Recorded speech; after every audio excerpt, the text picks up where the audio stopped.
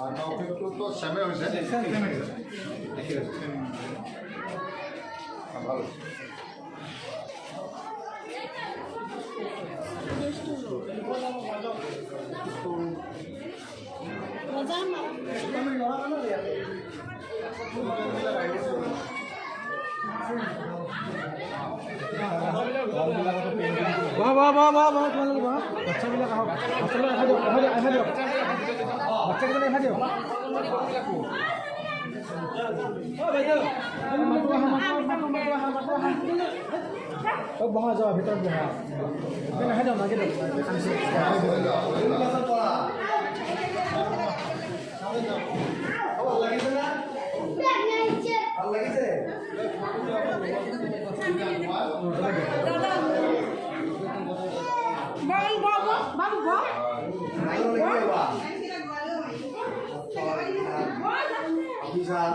নাগে কিবা খাব দিয়ে তোমালোকক খাব দিয়া নাই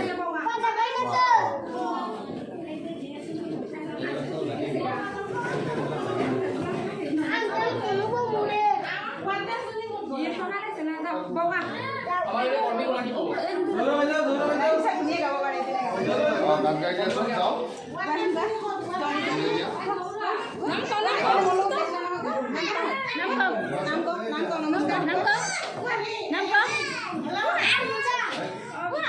মোৰ লগত কৈছিলা নহয় এতিয়া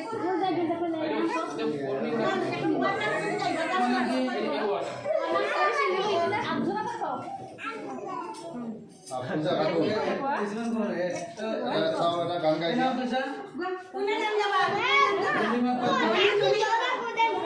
তুমি নগা এই গাব এই গান আগে তুমি গাই দিয়া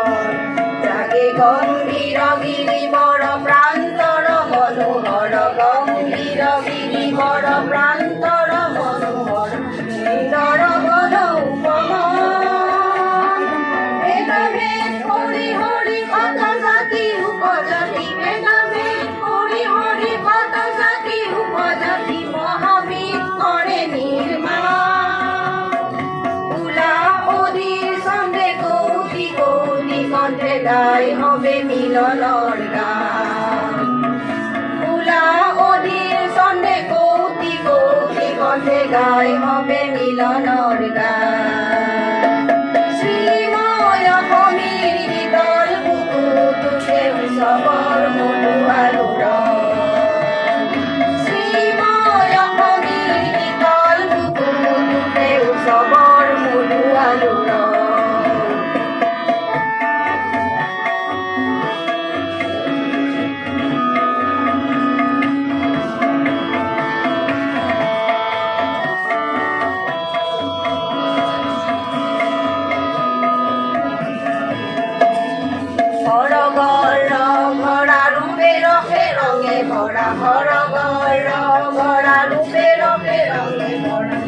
চলো যত প্রাণ মন সৃষ্টির হুর মাঝে প্রীতির পতাকা উড়ে সৃষ্টির হুর মাঝে প্রীতির পতাকা উড়ে নতুন লই আবাহন শ্রীময় সমীর শীতল বুকুতে উৎসৱৰ মধু আলোড়ন শ্ৰীময় সমীৰ শীতল বুকুতে উৎসৱৰ মধু রাগে গম্ভীর গিরিবর প্রান্তর মনোহর গম্ভীর গিরিবর প্রান্তর মনোহর সুন্দর বন উপবন ভেদাভেদ করি হরি কত জাতি উপজাতি ভেদাভেদ করি হরি কত জাতি উপজাতি মহাবীর করে নির্মাণ পুরা অধীর সঙ্গে কৌতি কৌতি কণ্ঠে গাই হবে মিলনৰ গান ফুলা অধীৰ সঙ্গে কৌতি কৌতি কণ্ঠে গাই হবে মিলনৰ গান শ্ৰীময় সমীৰ শীতল বুকুতে উৎসৱৰ মধু আলোড়ন শ্ৰীময় সমীৰ শীতল বুকুতে উৎসৱৰ মধু আলোড়ন শ্ৰীময় সমীৰ শীতল বুকুতে উৎসৱৰ মধু আলোড়ন ধন্যবাদ। এই অনুষ্ঠানৰ বিষয়ে অলপ এইটো মানে আজি আমাৰ কমলীয়াপাৰা অঞ্চলত এইটো আমাৰ অসম চৰকাৰৰ সন্মানীয় মুখ্যমন্ত্ৰী মহোদয়ৰ বলিষ্ঠ পদক্ষেপ আৰু চৰকাৰৰ ছ'চিয়েল ৱেলফেয়াৰ ডিপাৰ্টমেণ্টৰ ভাল পৰিকল্পনাৰ কাৰণে মডেল অংগনবাদী চেণ্টাৰ যিবিলাক আমাক অসমত দি থকা হৈছে তাত এইটো আজি এটা অংগনবাদী মডেল অংগনবাদী চেণ্টাৰ ইয়াতে ৰাইজে লাভ কৰিছে। এই anganwadi centre model anganwadi centre যিটো আজি পাইছে ৰাইজে ইয়াৰ সদব্যৱহাৰ হ'ব লাগে। অংগনবাদী কৰ্মী সহায়িকা চবে মিলি আমাৰ শিশুসকলক ভালকৈ গঢ় দিব লাগে। ইয়াত যেতিয়া তেখেতসকলে এই চেণ্টাৰত ভালকৈ আগবাঢ়িব তেতিয়া আমাৰ এই মডেল অংগনবাদী চেণ্টাৰ যিখিনি বনাই থকা হৈছে তাৰ আমাৰ মানে উদ্দেশ্যটো পূৰ্ণ হ'ব। আমি সকলোকে ৰিকুৱেষ্ট কৰিছোঁ, ৰাইজকো ৰিকুৱেষ্ট কৰিছোঁ এই মডেল অংগনবাদী চেণ্টাৰ মাজে মাজে চাই পেলাই যাতে এইটো ভালকৈ চলে, ইয়াত চাফ চিকুণ ভালকৈ ৰখা হয়, ভালকৈ পঢ়োৱা হয়, ভালকৈ মৰম চেনেহ দিয়া হয় শিশুসকলক, আৰু তাৰপিছত তেখেতসকলক দেশৰ ভাল নাগৰিক হোৱাত সহায় যাতে কৰে, সেইটো আমি কামনা কৰিছোঁ। স্যার বর্তমান এই কুমুলিপাড়া যিটো কাম কাজ বন্ধ হৈ থকা বুলি আমি গম পাইছোঁ, নাই এইটো আমাৰ কিবা এটা লিগেল ইছ্যু এটা আছে, সেইটো আমি চাই আছোঁ, আমি লিগেল এডভাইচ লৈ আছোঁ। তাত আমি কাৰোবাক চাৰ্জ দিব লাগিব, সেইটো আমাৰ লিগেল এডভাইচ যেতিয়া কমপ্লিট হ'ব তেতিয়াহে আমি ডিচিজন ল'ব পাৰিম, আৰু সেই অনুসৰি ৰাইজৰ কাম হ'ব, আমি ৰাইজৰ কাম ৰখাই নথওঁ। স্যাৰ এই মডেল কেন্দ্ৰত কি কি সুবিধা থাকিব? সেইটোতো দেখিছেই, মডেল অংগনবাদী কেন্দ্ৰৰ কনচেপ্টটো হৈছে যে ইয়াতে শিশুৰ মানে শাৰীৰিক মানসিক উৎকৰ্ষ সাধন যাতে ভালকৈ হয়। ইয়াতে 2টা ক্লাছৰুম আছে, অত্যাধুনিক টয়লেট বাথৰুম আছে, গতিকে ইয়াতে এটা ভাল পৰিৱেশ, এটা বিল্ডিং, এটা সৰ্বাংগ সুন্দৰ বিল্ডিং, গতিকে এটা ভাল পৰিৱেশত যাতে শিশুৱে লিখা পঢ়া কৰিব পাৰে, যিখিনি 0ৰ পৰা 6 ইয়াৰ্ছ, আৰু গৰ্ভৱতী মহিলাসকল যিসকলক মানে পুষ্টিকৰ এটা পৰিৱেশত পুষ্টিকৰ খাদ্যৰ যোগান ধৰা, যে গোটেই যাৱতীয় কাম অংগনবাদী কেন্দ্ৰসমূহে যেনেকৈ কৰে। কাৰণ আগতে আপোনালোকে জানে যে ঘৰৰ চোতালত বা কোনোবা স্কুলৰ ফিল্ডৰ এচুকত এনেকৈ অংগনবাদী কেন্দ্ৰসমূহ কৰি এই দায়িত্ববিলাক পালন কৰে।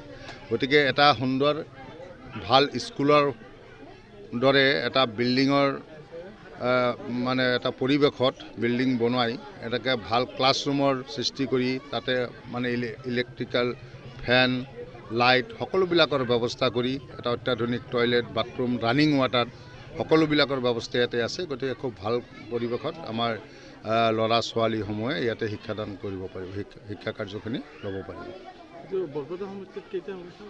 আমি বৰ্তমান পাটবাউসী আৰু কুমুলিপাৰা এই 2টা পঞ্চায়তত 2খন মডেল অংগনবাদী কৰা হ'ল, আৰু ইতিমধ্যে 5খন চেংচন হৈছে, আৰু 7খন আমি চৰকাৰৰ হাতত লিষ্ট জমা দিছোঁ। গতিকে এইখিনি পৰ্যায়ক্ৰমে হ'ব লাগে বুলি আমি আশাবাদী।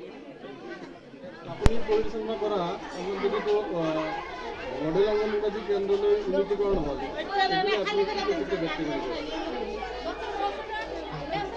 মই আৰু কি ক'ম, ভালেই হৈছে, মডেল চেণ্টাৰ হৈছে, এইটো আৰু সকলোকেইটা হ'লে আৰু ভাল পালোঁ হয়, গোটেইকেইটা চেণ্টাৰ উন্নত হ'লে সেইটো ভাল হ'ল লাগে। এটা হ'লে কিছুমান ল'ৰা ছোৱালী আছে যে সেইটো চেণ্টাৰ ভাল, মোৰ চেণ্টাৰটো বেয়া হৈ আছে, সেইটো হ'ব। গোটেইকেইটা চেণ্টাৰ যদি এনেহেন উন্নত হয়, সেইটো কাৰণে মই কৰিছোঁ। আপোনাৰ ল'ৰা ছোৱালী কিমান আছে চেণ্টাৰত? মোৰ চেণ্টাৰৰ ল'ৰা ছোৱালী আছে 3 পৰা 6 বছৰৰ 43 জন।